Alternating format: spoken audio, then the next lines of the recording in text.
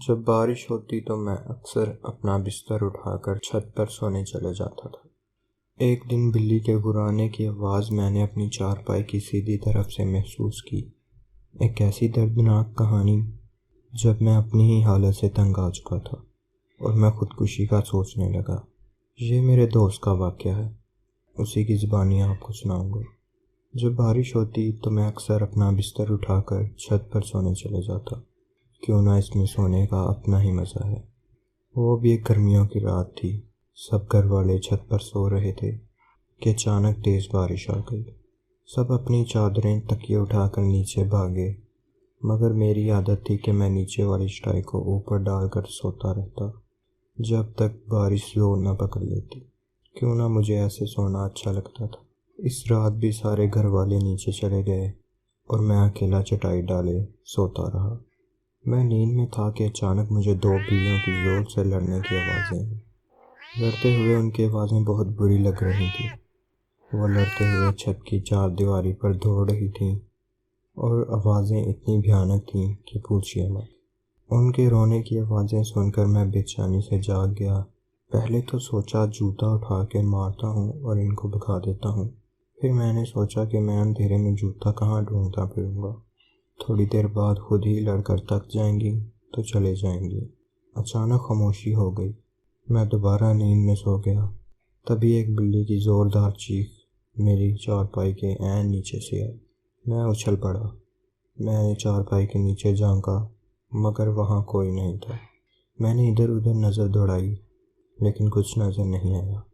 پھر میں نے سوچا شاید میرے اٹھنے سے بلی نے ساتھ والوں کے گھر چھلانگ مار دی ہے۔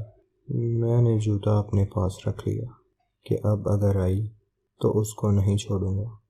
میں دوبارہ لیٹ گیا اور خود کو پرسکون کرتے کرتے سو گیا۔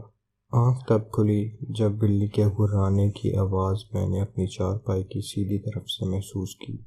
اس کی گھرراہٹ پوری چھت پر پھیل رہی تھی۔ میں نے آہستہ آہستہ اپنا ہاتھ جوتے کی طرف بڑھایا اور اس کو مارنے کے لیے اٹھایا۔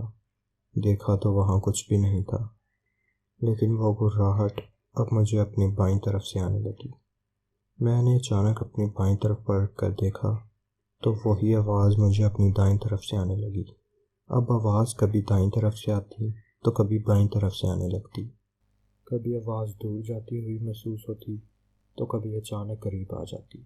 یہ آواز بہت ہی خوفناک تھی۔ میرے بدن میں ڈر سا بیٹھ گیا، میرے ہاتھ پاؤں کانپنے لگے اور سن پڑ گئے۔ مجھے لگا کچھ گڑبڑ ہے۔ اچانک میں نے دیکھا کہ ایک سیاہ بلی دیوار پر بیٹھی ہے، سرخ آنکھوں سے مجھے گھور رہی ہے۔ اس کی آنکھیں انگاروں کی طرح جل رہی تھیں۔ میں کانپتے ہوئے اسے دیکھ رہا تھا۔ اتنی ہمت نہیں تھی کہ میں بھاگ کر نیچے اتر جاؤں۔ وہ بلی میرے دیکھتے ہی دیکھتے آہستہ آہستہ بڑے ہونے لگی۔ دیکھتے ہی دیکھتے وہ اتنی بڑی ہو گئی جیسے ایک بکرا ہو۔ کیوں نہ وہ بلی سیاہ تھی، اچانک اس نے ایسی پوزیشن بنا لی کہ جیسے ابھی مجھ پر چھلانگ لگانے لگی۔ میرے منہ سے ایک زوردار چیخ نکلی۔ میں ایک ہی چھلانگ میں نیچے اترا اور سیڑھیوں کی طرف بھاگا۔ میری چیخ اتنی بلند تھی کہ میرے امی ابو اور بھائی کمرے سے باہر صحن میں آ گئے۔ میں سیڑھیوں کے نیچے آتے ہی گر کر بے ہوش ہو گیا، مگر پریشانی ختم نہ ہوئی۔ کچھ دنوں تک مجھے ڈراؤنے خواب آتے رہے۔ مجھے وہی بلی نظر آتی، کبھی اس کے خون بھرے دانت اور کبھی گوشت کے ٹکڑے نظر آتے۔ کبھی اس بلی کا سر نہیں ہوتا تو کبھی اس بلی کی آنکھیں نہیں ہوتی، آنکھوں کی جگہ کالے سوراخ نظر آتے۔ میں بیمار سا رہنے لگا، میرا جسم دن بہ دن کمزور ہوتا گیا۔ میں ڈر کے مارے گھر سے باہر نہیں نکلتا۔ پھر مولوی صاحب دم کرنے کے لیے آتے، مجھے پانی پلایا جاتا۔ میری والدہ ہر وقت مجھ پر سورۃ یاسین پڑھ کر پھونکتی۔ افاقہ ہوتا، مگر پھر وہی حالت ہو جاتی، بیٹھے بیٹھے میں چیخ مار کر بے ہوش ہو جاتا۔ ایک روز میں بیٹھا پڑھ رہا تھا کہ کسی کام سے کمرے میں اپنی امی کے پاس گیا۔ مجھے ایک دم ڈر سا لگنے لگا۔ میں اپنی امی کے پاس گیا، وہ مجھ پر کچھ پڑھ کر پھونکتے ہیں۔ میری امی میری طرف پیٹ کیے الماری کو کھولے کپڑے کی تہہ کر رہی تھی۔ میں نے امی کو پکارا، مگر انہوں نے مجھے کوئی جواب نہیں دیا۔ میں ان کے قریب گیا اور ان کو آواز دی۔ انہوں نے مجھ کو مڑ کر دیکھا مگر وہ میری امی نہیں تھی۔ وہ خوفناک شکل کی عورت تھی۔ اس کا رنگ تانبے کے جیسا تھا، اس کی آنکھیں سرخ تھیں اور اس کے ہونٹوں سے خون بہہ رہا تھا۔ وہ ہاتھ پھیلائے ہنستی ہی چلی جا رہی تھی۔ وہ مجھے اپنی طرف بلانے لگی۔ اس کے دانت چمک رہے تھے۔ میں تو پہلے ہی ڈرا ہوا آیا تھا امی کے پاس۔ اس عورت کی شکل دیکھتے ہی میں بے ہوش ہو گیا۔ جب ہوش آیا تو مولوی صاحب میرے سر پر بیٹھے تھے اور کچھ پڑھ رہے تھے۔ میرے ابو شدید پریشانی میں بیٹھے تھے۔ مولوی صاحب کے پوچھنے پر میں نے ان کو ساری بات بتا دی۔ پھر اسی طرح کے واقعات میرے گھر والوں کے ساتھ بھی پیش آنے لگے۔ کبھی باتھ روم کے دروازے کی کنڈی اندر سے خود بخود لگ جاتی، کبھی رات کو پانی کے بہنے کی آواز آنے لگتی، کبھی دروازے خود بخود کھل جاتے تو کبھی بند ہو جاتے۔ ایک روز ہم ٹی وی دیکھ رہے تھے کہ بجلی کا بٹن خود بخود اوپر ہو گیا۔ میری امی کی چارپائی کے نیچے ایسا محسوس ہوتا جیسے کہ کوئی ہو۔ اپنی چیزیں ایک جگہ پہ رکھتے تھے مگر ہمیں دوسری جگہ سے ملتی۔ ہم بہت پریشان ہو چکے تھے۔ کوئی میرے ساتھ بیٹھنا پسند نہیں کرتا تھا۔ میرے بہن بھائی مجھ سے گن کھانے لگے۔ کوئی مجھے منہ نہیں لگاتا تھا۔ کالج میں دوستوں نے مجھ سے بات کرنا بند کر دی اور دوست میرے ساتھ بیٹھنا پسند نہیں کرتے تھے۔ میں بے حد شرمندہ ہو جاتا۔ ہمارے گھر کا سکون غارت ہوئے 7 مہینے ہو چکے تھے۔ میں اپنی اس حالت سے بہت تنگ آ چکا تھا اور میں خودکشی کا سوچنے لگا۔ ایک روز ہمارے مولوی صاحب اپنے ساتھ ایک بزرگ کو لے آئے۔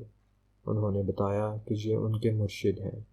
وہ بزرگ سفید کپڑوں میں تھے، سفید امامہ باندھا ہوا تھا، چہرے پر سفید داڑھی تھی اور ماتھا ایسے چمک رہا تھا مانو جیسے کوئی روشنی نکل رہی ہو۔ اتنے میں میرے ماتھے پر ہاتھ رکھا اور میں رو پڑا۔ میرے والد صاحب نے ان کو سارا واقعہ بیان کیا اور وہ مسکراتے ہوئے واقعہ سن رہے تھے۔ ان کے ہونٹوں پر ایک عجیب سی مسکراہٹ تھی۔ ان کے چہرے پر اتنا نور تھا کہ دل کر رہا تھا کہ ان کے چہرے کو بس دیکھتا ہی رہوں۔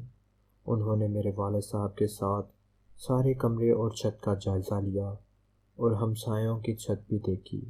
ہمارے گھر میں عورتوں کا رش لگ گیا جو ان سے پانی دم کروانے آئی تھیں۔ انہوں نے اپنے دائیں پاؤں کا انگوٹھا میرے ماتھے کے درمیان رکھا اور اپنی آنکھیں بند کر کر کچھ پڑھنے لگے۔ مجھے ایسا لگ رہا تھا جیسے میری کوئی کھال کھینچ رہا ہو۔ میری چیخیں نہیں رک رہی تھی۔ میں ان کا انگوٹھا اپنے ماتھے سے ہٹانا چاہتا تھا مگر میں ان کا پاؤں تک نہیں ہلا سکتا تھا۔ میرے بھائی نے مجھے بتایا کہ وہ 1 گھنٹے سے زیادہ کچھ پڑھتے رہے اور تمہاری حالت یہ تھی کہ تم بہت ہی چیخ رہے تھے اور ہم سے تمہاری یہ حالت دیکھی نہیں جا رہی تھی۔ تبھی ہم نے ان بزرگ کو بہت بری طرح پیٹنا شروع کر دیا۔ آہستہ آہستہ میں پرسکون ہوتا چلا گیا۔ آنکھیں کھلی تو وہ مجھے دیکھ رہے تھے اور ان کے چہرے پر ایک مسکراہٹ تھی۔ انہوں نے مجھے پانی دم کر کر پلایا اور کمرے میں کچھ پانی چھڑکا اور 2 گھونٹ پانی مجھے پلا دیا۔ وہ 2 گھونٹ پانی ایسے تھا جیسے کہ آب حیات ہو۔ اسے پیتے ہی میرے سارے بدن سے 7 ماہ کا جیسے بوجھ اتر گیا ہو۔ میں اس پانی کو پی کر بہت ہی پرسکون محسوس کرنے لگا۔ میرے جسم میں سکون کی لہریں دوڑنے لگی۔ میری آنکھیں روشن ہو گئی۔ میں اٹھ گیا اور ان کی چھاتی پر سر رکھ کر رونے لگا۔ وہ میرے جسم پر ہاتھ پھیرنے لگے، پھر وہ چلے گئے۔